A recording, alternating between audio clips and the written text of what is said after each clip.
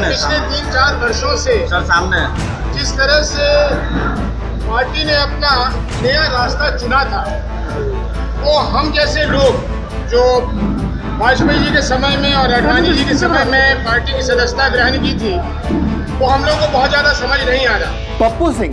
पप्पू सिंह जो कि पूर्णिया से लगातार ताल ठोक रहे थे, भाजपा के मंत्री थे, कुछ दिनों पहले उन्होंने इस्तीफा दिया था भाजपा से, अब वो आ गए हैं पूरी तरह से कांग्रेस में। आज उन्होंने मदन मोहन झा और कांग्रेस के कद्दावर नेताओं के सामने बिहार प्रदेश कांग्रेस कमेटी सदाकत आश्रम में जाकर सारे मीडिया प्रतिनिधियों के सामने बैठकर कांग्रेस की सदस्यता ग्रहण कर ली है। साथ ही उन्होंने क्या कहा है ये पहले आप उनके मुंह से सुन लीजिए, मगर उससे पहले मैं बता दूं आपको लबोलबाब में कि उन्होंने एक बात स्पष्ट कर दी है कि वो भाजपा इसलिए छोड़ रहे हैं क्योंकि नरेंद्र मोदी की नेतृत्व क्षमता और नरेंद्र मोदी की कार्यशैली उनको पसंद नहीं आ रही। इतना ही नहीं, उन्होंने कहा कि जो अटल बिहारी वाजपेयी की जो भाजपा थी उसकी वजह से, उसकी कार्यशैली को देखकर मैं भाजपा ज्वाइन किया था और तभी से लगातार पार्टी का मैं झंडा ढो रहा हूं। मगर फिलहाल जो परिस्थितियां सामने उत्पन्न रही, पिछले कुछ सालों से पार्टी लगातार जिस अंदाज में चल रही थी वो अंदाज कहीं अलग था पुराने भाजपा से, और ये हम जैसे लोगों को नहीं पसंद आ रहा था, नागवारा गुजर रहा था। इसीलिए हमने तय कर लिया कि पहले तो हम भाजपा छोड़ेंगे। उसके बाद मैंने मंथन किया और मंथन करने के बाद हम यही निष्कर्ष पर पहुंचे कि कांग्रेस ही एकमात्र पार्टी है जो कि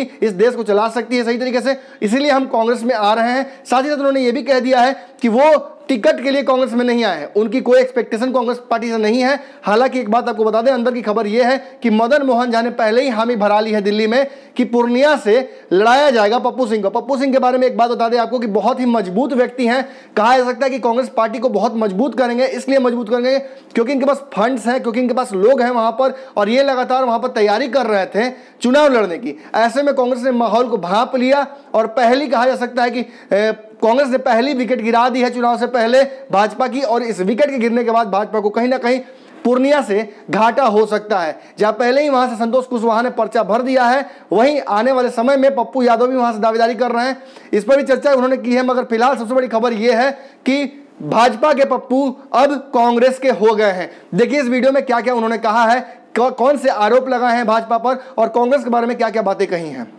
टिकट के लिए नहीं, मैंने ना आश्वासन मांगा है ना मुझे मिला है, और इसकी आवश्यकता है नहीं कि वो जो भी निर्णय लेंगे ठीक ही निर्णय लेंगे।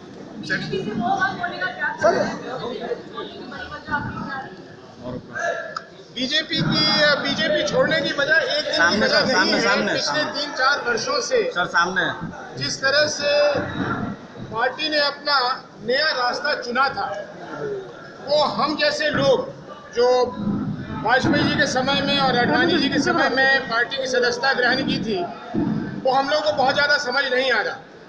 पिछले 18 तारीख को जब मैंने त्यागपत्र दिया था तो मैंने अपने निवास पर एक प्रेस कॉन्फ्रेंस किया था। संभवतः आप में से कुछ लोग, कुछ बंधु साथी वहाँ गए होंगे।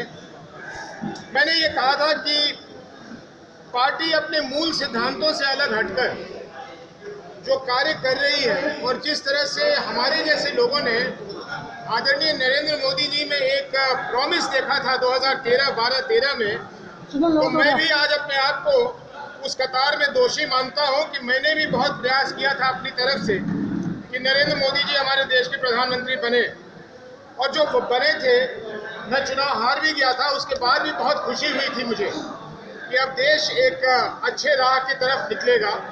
लेकिन धीरे धीरे ये स्पष्ट होने लगा कि एक खास एजेंडा के तहत ये काम कर रहे हैं, और ऐसे में घुटन महसूस होने लगी थी कि पार्टी में किसी के राय विचार नहीं होता, किसी से पूछा नहीं जाता, और जो मन में होता है एक फरमान की तरह जारी कर दी जाती है।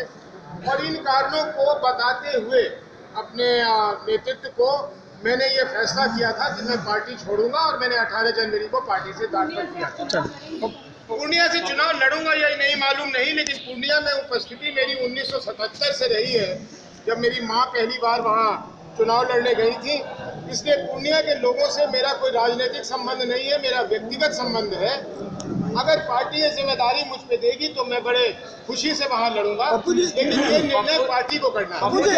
17 सीटों पे आपने बोला था कि 17 सीटों पे ही इस बार एनडीए में शामिल हो गई है, कहीं ना कहीं मोदी की लोकप्रियता कम हो रही है, तो क्या ये मेन कारण रहा है पार्टी छोड़ने? ये बहुत बड़ा कारण रहा है कि 17 सीटों पे आप घुटना उसके सामने टेकिए जिसने 2014 में 2 सीटें हासिल की थी, और नीतीश कुमार जी ने 2014 से आज तक कोई ऐसा काम नहीं किया जिससे उनकी लोकप्रियता बढ़ी हुई हो।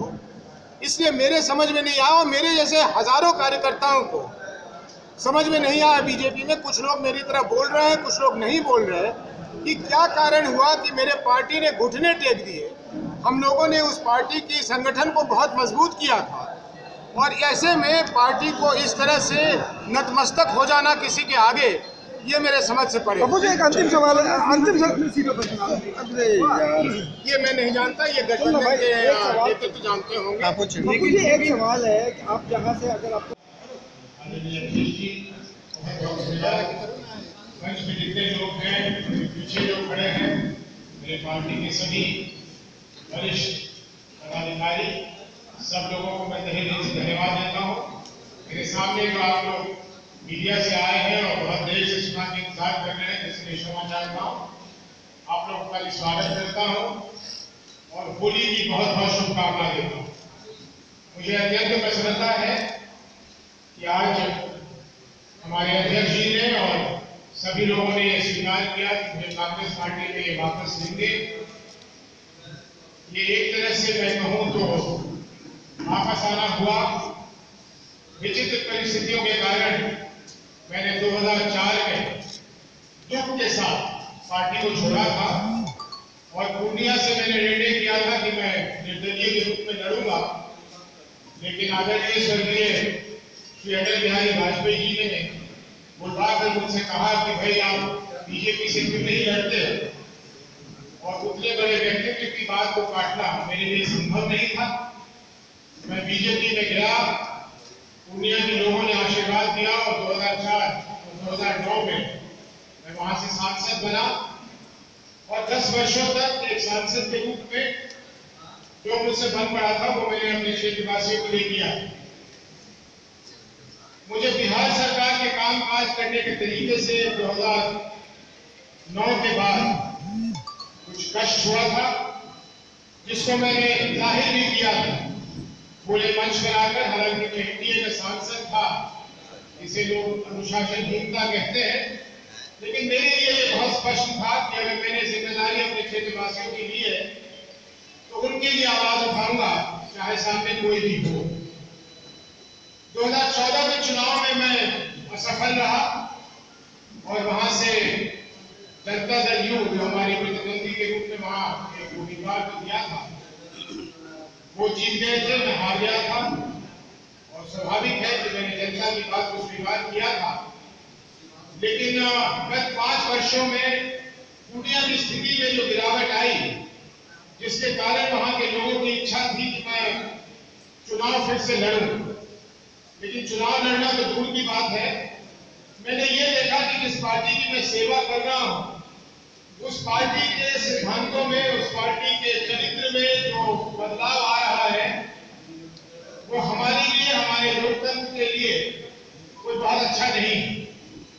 और इसलिए अपने तत्कालीन पार्टी के सभी लोगों को कहकर मैंने पिछले 18 जनवरी को वहां से त्याग पत्र दे दिया। मैं कांग्रेस पार्टी के नेतृत्व के संपर्क में था, अध्यक्ष जी के संपर्क में था, और जैसा मैं पहले कह चुका हूं, मैं आभारी हूं इन लोगों का। इन लोगों ने मुझे इस योग्य समझा कि मैं फिर से कांग्रेस पार्टी में आ सकूं, अपनी सेवा दे सकूं। और मैं अध्यक्ष जी को, अध्यक्ष जी को, सभी लोगों को आश्वस्त करता हूं कि आने वाले दिनों में जो भी जिम्मेदारी मुझे पार्टी की तरफ से दी जाएगी, मैं अपनी पूरी क्षमता से उस जिम्मेदारी को निभाने के प्रयास करूंगा। बहुत बहुत धन्यवाद। जय हिंद।